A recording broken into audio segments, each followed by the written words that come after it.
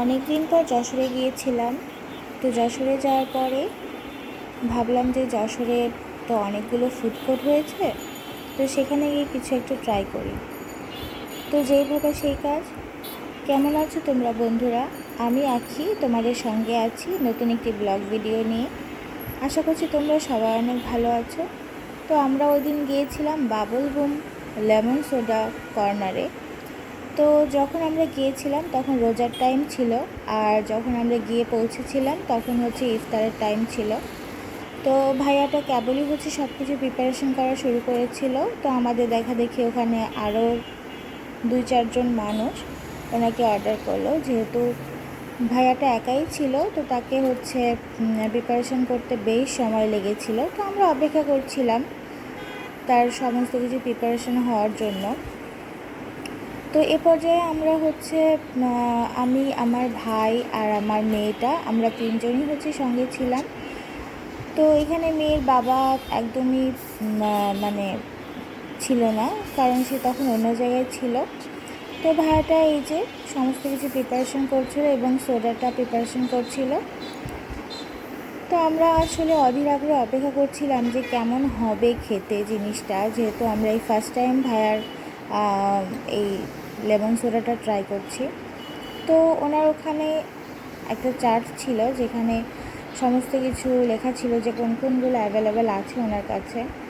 তো আমার ভাই এই সমস্ত কিছু ক্যাপচার করছিল যে কিভাবে আসলে উনি বানায় জিনিসটা, যাতে করে আমরা যদি একটু বাসায় ট্রাই করতে পারি। যদিও বা ওনার মতো সোডা দিয়ে ট্রাই করতে পারবো না, আর সোডাটা কিন্তু আমাদের খাওয়াটা উচিতও নয়, বাট তারপরে আমরা মুখরোচক হিসেবে অনেক সময় খেয়ে থাকি। তো ব্যাপার নয়, 1-2বার খেলে কিছুই হয় না।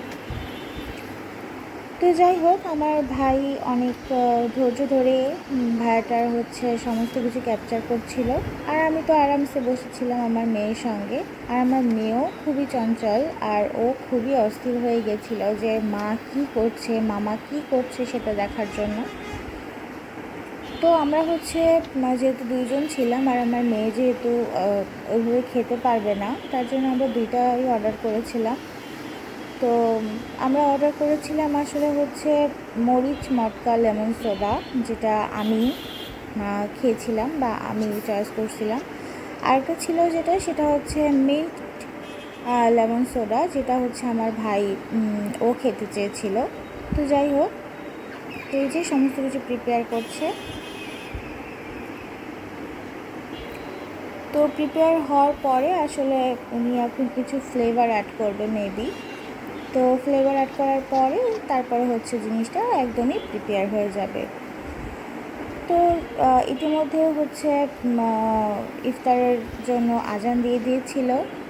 তো সবাই ইফতারিতে ব্যস্ত ছিল, কিন্তু ভাইয়াটার কোনো লোক না থাকাতে ওনার একটু কাজ করতে বেশ কষ্টই হচ্ছিল, যেহেতু উনি একা।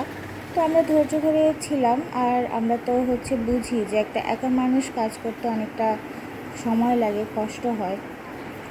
তো ভাইয়াটা রোজা ছিল, বাট ওনার তখনও পর্যন্ত ইফতার করা হয়নি, বিকজ অফ উনি আমাদের জন্য লেমন সোডাটা প্রিপেয়ার করছিল। তো যাই হোক, আমাদেরও একটু কষ্ট লাগছিল, বাট তারপরও উনি তো ওনার কাজটা শেষ করে তারপর ইফতার করবে।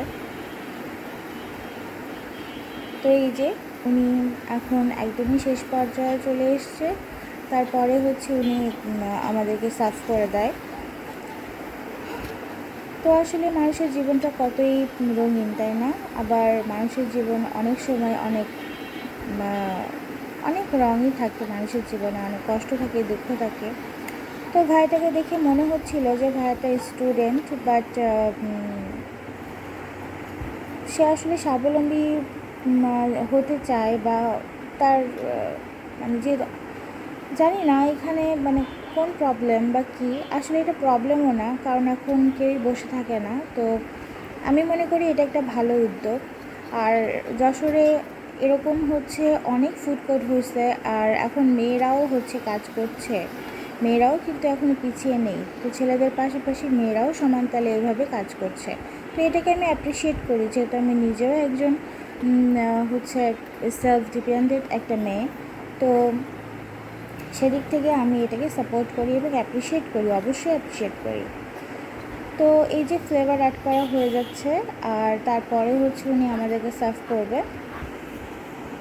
এরপর হচ্ছে আমরা জিনিসটাকে টেস্ট করব, এবং আমাদের ভেতরে অনেক মানে কি বলবো, কিউরিওসিটি কাজ করছিল যে যেহেতু এই জিনিসটা নতুন, আর আমরা কখনো এর আগে ভায়াটার হচ্ছে এইভাবে লেমন সোডা ট্রাই করি নাই, তো কেমন হবে এটা।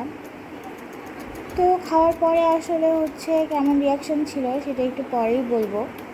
তো একদমই লাস্ট পর্যায়ে চলে আসলো, এরপরে ভাইয়া আমাদেরকে দিবে। আসলে ভিডিওটা এত লং হয়ে যাচ্ছে কি আর বলবো। তো আমার ভাইটা হচ্ছে সমস্ত কিছু ডিটেলসে ক্যাপচার করতে পছন্দ করে, আর আমি জানতে পারছি যে আমি যশোর থেকে চলে আসার পরে ও বাসাতে ঠিক এভাবে করেই হচ্ছে মটকা লেমন সোডা, যেটা আমি চয়েস করছিলাম, সেটা বাসাতে প্রিপেয়ার করছিল, এবং খেতেও নাকি অনেক ভালো হয়েছিল জিনিসটা।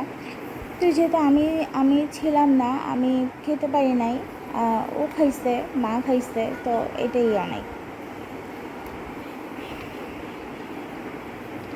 আর আমার মেয়েটার কথা কি বলবো, আমার মেয়েটা তো বাইরে বের হলেই তার আনন্দের কোনো সীমা থাকে না। সে সবসময় হচ্ছে বাইরে ঘুরতে খুবই পছন্দ করে, খুবই পছন্দ করে আমার মেয়েটা বাইরে ঘুরতে। আর এখানে আসলে হচ্ছে যখন আমরা খাচ্ছিলাম, তখন খাওয়ার সময় আসলে আমরা হচ্ছে পুচকুর বাবাকে অনেক মিস করছিলাম, কারণ সে ছিল না, সে তখন অন্য একটা জায়গায় ছিল, অন্য একটা কাজে ছিল। তো ভাবছিলাম যে হচ্ছে সে যখন আসবে, কারণ আমরা যে রোডে ছিলাম তার হচ্ছে অপোজিটেই একটা বিল্ডিংয়েও ছিল, তো ভাবলাম যে হচ্ছে ও যখন কাজটা শেষ হয়ে যাবে তখন ওকে এনে আবার হচ্ছে লেমন সোডা খাইয়ে নিয়ে যাব। বাট পরবর্তীতে সেটা আর করা হয় নাই, কাজের ব্যস্ততায় বা অন্য কোনো কাজের তাগিদেই এটা আর করা হয় নাই পরে। তো যাই হোক, এটা কোনো ব্যাপার না, পরবর্তীতে আবার হবে। এই যে দেখুন, আমাদের কিন্তু ড্রিঙ্কসটা একদমই রেডি হয়ে গেছে, আর ভাইয়াটা এখন আমাদেরকে এই যে দিয়ে দিল। তো এটা হচ্ছে মটকা মরিচ লেমন সোডা, আর এটা হচ্ছে মিন্ট লেমন সোডা। তো এই যে হচ্ছে ফাইনাল লুক। তো আমার ভাই খেয়ে বললো যে এটা অ্যাভারেজ, আর আমি যেটা চয়েস করছিলাম মটকা মরিচ লেমন সোডা, যেটা আমি ঝাল অনেক পছন্দ করি, আমি একদম ট্রুলি মানে ঝাল লাভার। তো আমার ভাইও অনেক ঝাল পছন্দ করে, বাট একটু ডিফারেন্ট কিছু ট্রাই করতে চাইছিল, যার জন্য এটা নিল। তো আমার মেয়ে যেহেতু মরিচেরটা খেতে পারবে না, তার জন্য হচ্ছে আমার ভাইয়াটা থেকে শেয়ার করছিল। তো এটা একটু ঝাঁঝালো টাইপের, যেহেতু হচ্ছে সোডা ব্যবহার করা হয়েছে, এই জন্য একটু ঝাঁঝালো টাইপের লাগছে। বাট আমার মেয়েটা ওই যে এক্সপ্রেশনটা তো দেখতেই পাচ্ছেন কীভাবে এনজয় করছিল বিষয়টা, আমারটা থেকেও খেতে চাচ্ছিল, বাট আমি বললাম যে না মা, তুমি এটা খেতে পারবে না। তো যাই হোক, সে তার মামাটা থেকে খাচ্ছিল। তো এই যে আশেপাশে অনেক লোকই ছিল এবং তারা ইফতার করতে ব্যস্ত ছিল, কারণ তখন ইফতার অলরেডি অনেকক্ষণ আগেই হচ্ছে ইফতারের আজানটা দিয়ে দিচ্ছে। তো পরবর্তীতে দেখলাম হচ্ছে ভায়াটা একটু মুড়ি মাখিয়ে খেলো, তো অনেকটা খারাপ লাগছিল, বাট এটাই জীবন। এই যে ওনার ইফতার করবে জাস্ট একটু শুকনো মুড়ি দিয়ে, আর এই যে সবাই ইফতার করছিল। তো এভাবেই তোমরা আমার পাশে থেকে একটু আমাকে সাপোর্ট করো, আমাকে একটু বেশি বেশি ভালোবাসো। তোমরা আমাকে যথেষ্ট ভালোবাসো আমি জানি, আর তোমাদের সুবিধার্থে এই যে আমি চারটাও অ্যাড করে দিলাম। তোমরা সবাই ভালো থেকো, সুস্থ থেকো, আমার জন্য অনেক অনেক আশীর্বাদ করো।